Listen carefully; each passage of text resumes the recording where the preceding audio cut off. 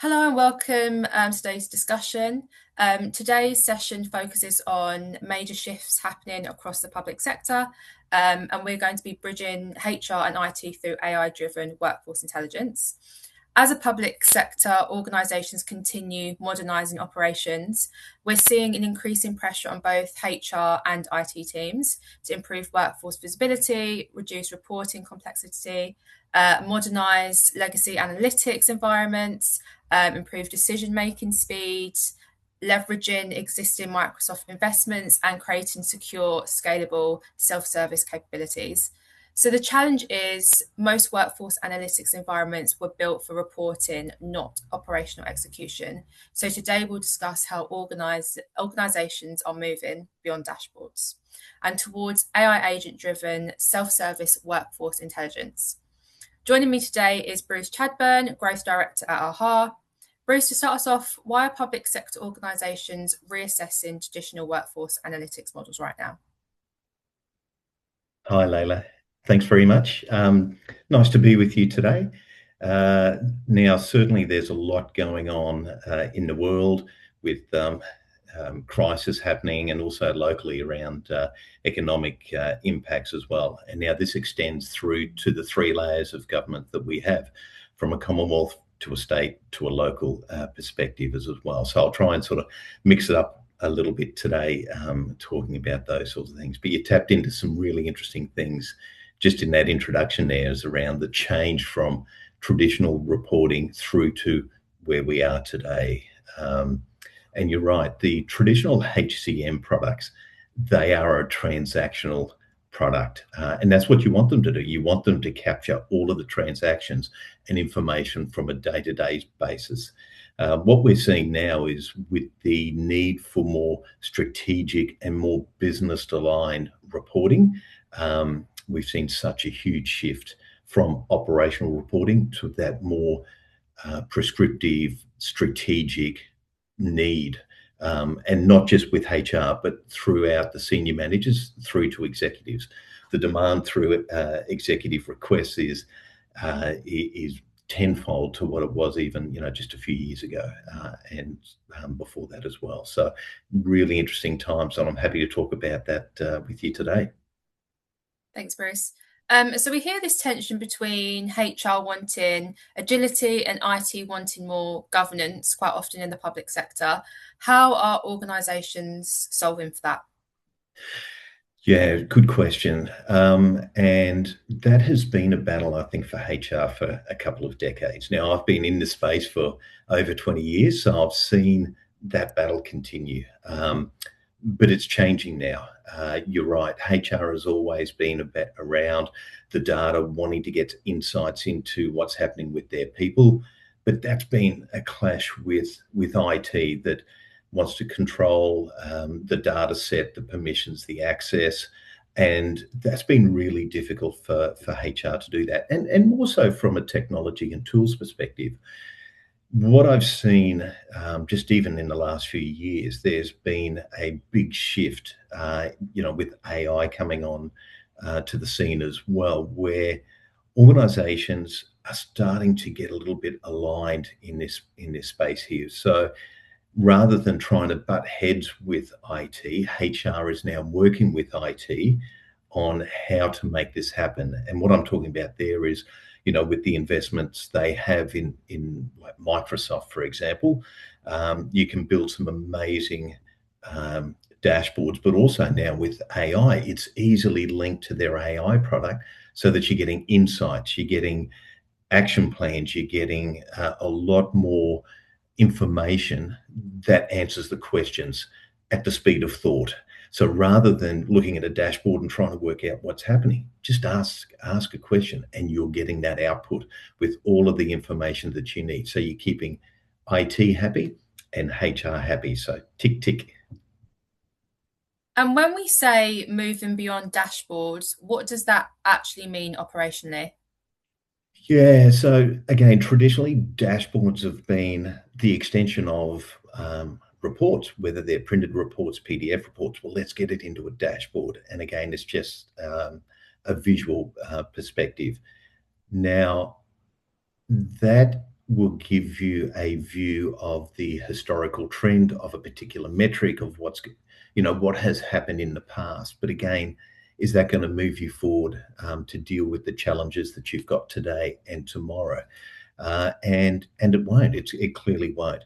And so the extension of that is, yeah, it's nice to see what's happened in the past. It's nice to see what's happening today, but I want to see what's happening tomorrow. I want to see around the next corners. I want to be able to face the challenges that we've got now. And so that's where organizations and certainly the pressure on HR to deliver that information to senior managers and executives. And it can be done. It's there ready for the picking. And so again, it's times have changed, but don't feel that you can't do things. I think organisations can do things and want to. So we're seeing a big shift in the market now.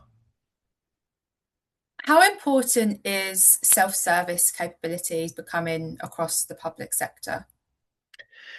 Yeah, very important. Certainly in the public sector perspective, everyone has different roles. But again, the roles all have key timeframes. They want, the executives want you to deliver your thing immediately.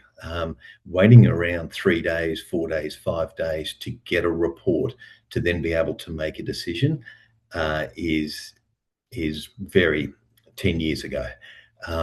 Now it is that speed of thought. And so if I've got a question, I want to be able to answer that question. And so the ability to type a question, get the answer, but also with the insights around that, and also to take the emotion out of it, take that gut feel out of the equation, that's imperative. And again, so the ability to be able to do that is you can do that now, and organisations are very much leaning into that. I want to ask a question, I want to get the answer, I want to make that decision now, and I want to make the best decision immediately so I can move on to the next question and the next challenge that I've got in front of me and within the team. And why is the Microsoft alignment resonating so strongly with the public sector specifically? Yeah, so there's a lot of, and rightfully so, a lot of rules, a lot of policies around data security. And the thought of moving data outside the organization traditionally has been a real challenge for IT to get their head around it.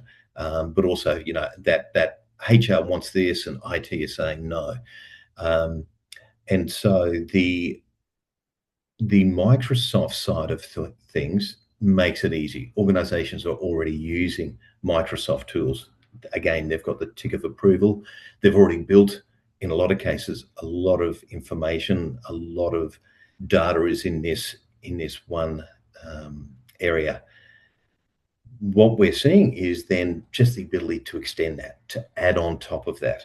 So the old days of thinking, well, I've got to get a SaaS product, push the data to somewhere else, wherever that may be, to build another enterprise platform, it's going to take time. You're looking at 12 months, 2 years, data goes outside the organization, but the ability to stand something up in weeks within the infrastructure and the tools you've already got that the team are already used to, again, it just makes it easy. It's the path of least resistance there.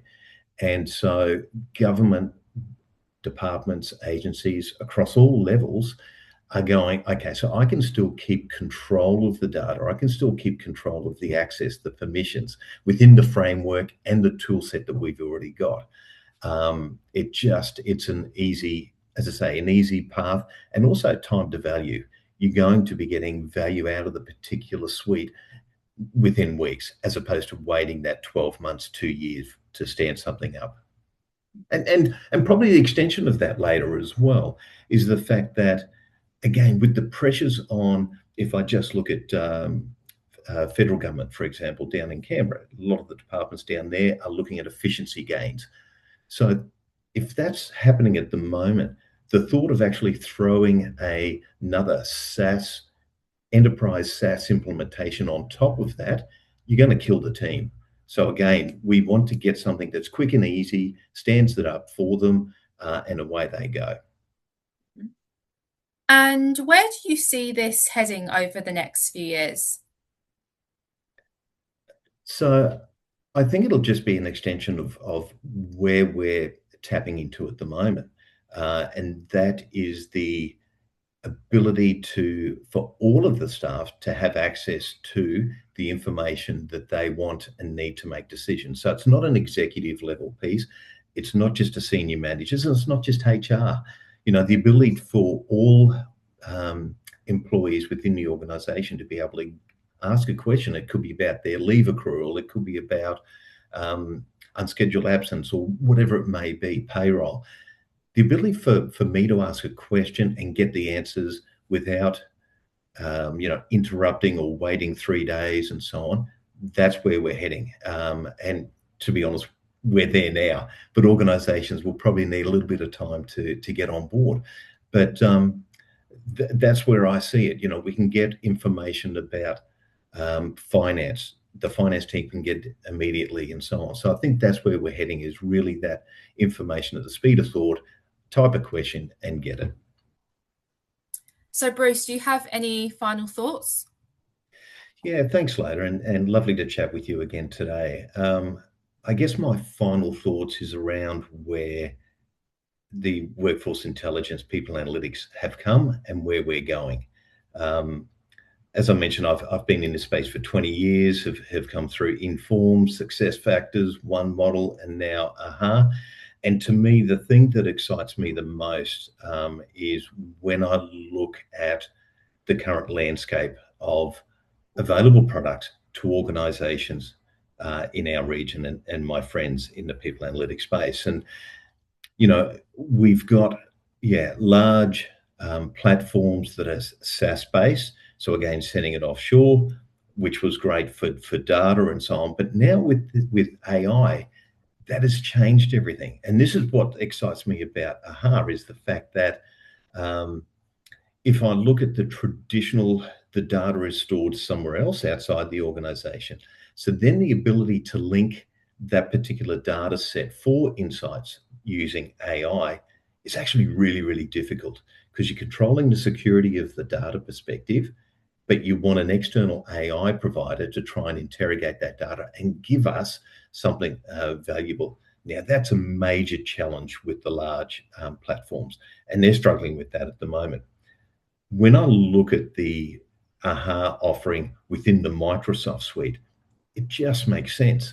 It's within your organization's four walls. You've already got the tools.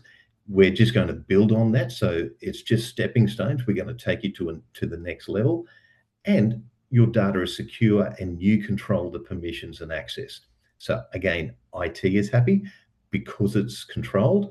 HR is happy. They've got all this amazing content and it's delivered immediately and it's at your fingertips. So very exciting times. Thanks, Bruce. I'd like to hand over to Jason Cornish, our Chief Revenue Officer, who is going to walk us through a live demonstration of AHA in action. Jason will show us exactly how AI agent-driven workforce intelligence works in practice, so you can see firsthand what moving dashboards really looks like. Over to you, Jason. The future of workforce intelligence in the public sector is not another disconnected analytics platform. It's AI-powered workforce intelligence operating securely inside the Microsoft infrastructure government agencies already trust, govern, fund, and support. Most public sector organisations do not have a workforce data problem. They have an access to insights problem, a delay to decision problem, a fragmented problem across systems and departments. Critical workforce information is often spread across HRIS platforms, payroll systems, recruitment systems, rostering and scheduling systems, finance systems, and operational data environments. As a result, agencies continue to rely on manual reporting cycles, static dashboards, delayed executive reporting, and a high dependency on analysts to answer operational workforce questions. This slows decision-making at exactly the time government agencies need faster operational visibility, workforce planning capability, and improved service delivery outcomes. AHA changes this by delivering AI-powered workforce intelligence directly within the agency's existing Microsoft ecosystem. Zaha is built entirely on Microsoft Fabric, Azure, and Power BI, meaning agencies can leverage infrastructure that is already approved by ICT and security teams, governed internally, supported operationally, and aligned to existing Microsoft investments, consistent with public sector security and compliance requirements. There is no new standalone SaaS platform, no movement of workforce data outside the tenant, and no rebuilding of governance models, and certainly no duplication of security frameworks. Instead, AHA extends and activates the Microsoft infrastructure agencies already own. Today, I'm going to take you through a short demonstration, focusing on 3 personas relevant to public sector organizations: the C-suite, the HR suite, and the people analytics subject matter experts. Let's start with the C-suite. A common question executive leadership always asks is, where do we have workforce gaps right now?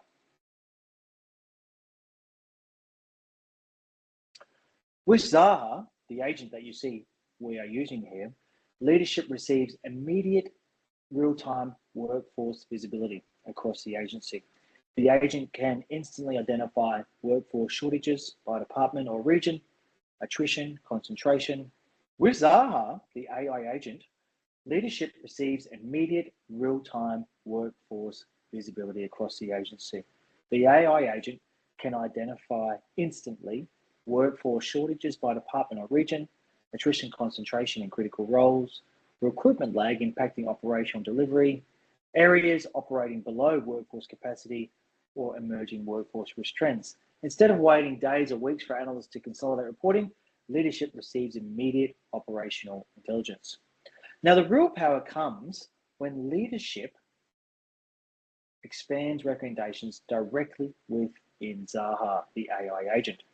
Rather than surfacing workforce problems, Zaha translates insights into practical executive level actions. For example, the CHRO can instantly receive recommendations such as,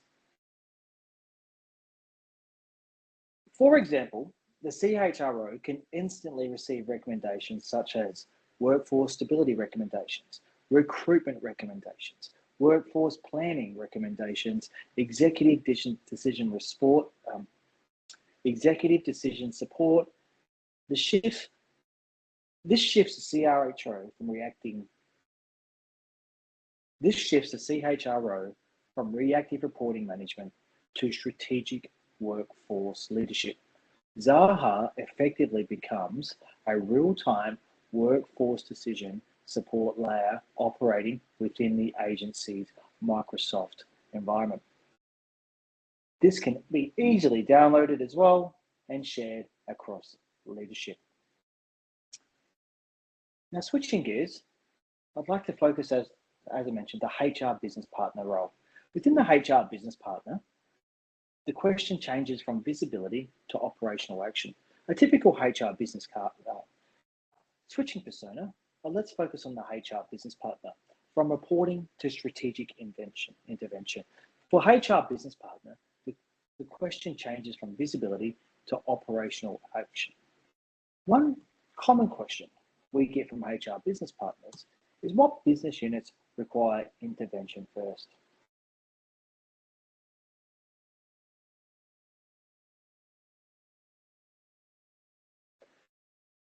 Zaha provides immediate answers and identifies the key areas requiring attention first.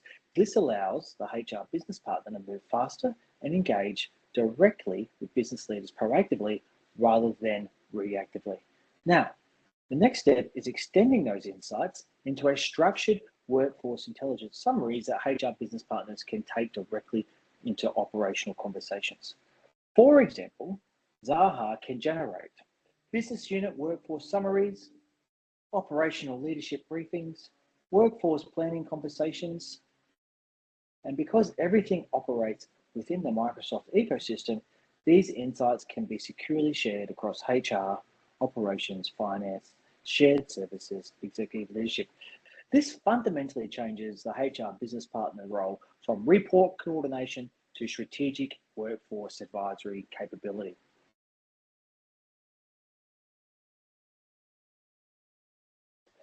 And finally, let's focus as the people analytics practitioner view. Scaling workforce intelligence across the public sector. For people analytics practitioners, the interaction typically starts with a simple question. And there's no simpler than, show me our workforce numbers. Zaha will immediately consolidate all and surfaces workforce intelligence across the agency in real time. This includes headcount, attrition, recruitment activity, workforce management, vacancy trends, diversity metrics, leave and absentee data, workforce distribution by region, department, or role type. Instead of manually pulling reports from multiple systems, the people analytics practitioner receives an immediate governed workforce view directly within the Microsoft ecosystem. And as you can see here, we want to focus on headcount, and this is where we can then dive further into our over 60 pre-built dashboards as the foundation of the people analytics platform you see today. Zaha becomes a front-end intelligence layer operating on top of AHA's governed workforce data foundation, as you see here. Once a practitioner receives a high-level workforce summary, they can immediately dive deeper into the existing AHA analytics environment. This enables detailed workforce exploration, trend analysis, root cause investigation, advanced workforce modeling, and operational reporting alignment. The people analytics team can analyze workforce data across region, department, function, role type, classification level, business unit, time period, or workforce cohort. With access to 60 plus workforce dashboards and over 600 workforce message, real-time workforce intelligence operating within the Microsoft ecosystem. One of the most important capabilities for people analytics team is the ability to export workforce intelligence and extend it into the broader operational reporting initiatives. Practitioners can export workforce data directly into Power BI and use it for enterprise reporting, executive leadership reporting, board reporting, whole of government workforce visibility, department operational reporting, strategic workforce planning, workforce forecasting, succession planning, recruitment demand modeling, capability gaps analysis, cross-functional analytics. Because the platform operates inside the Microsoft ecosystem, workforce data can be combined with finance data, operational performance metrics, service delivery metrics, rostering data, payroll data, or external workforce planning data sets. This enables agencies to build broader enterprise-wide intelligence initiatives leveraging existing Power BI infrastructure. Importantly, AHA does not replace Power BI or existing analytics capability. It enhances and operationalizes the agency's existing Microsoft investments by delivering a governed workforce intelligence foundation, providing AI-powered workforce interaction through Zaha, reducing manual data preparation effort, enabling faster insight generation, allowing internal analytics teams to focus on higher value strategic initiatives.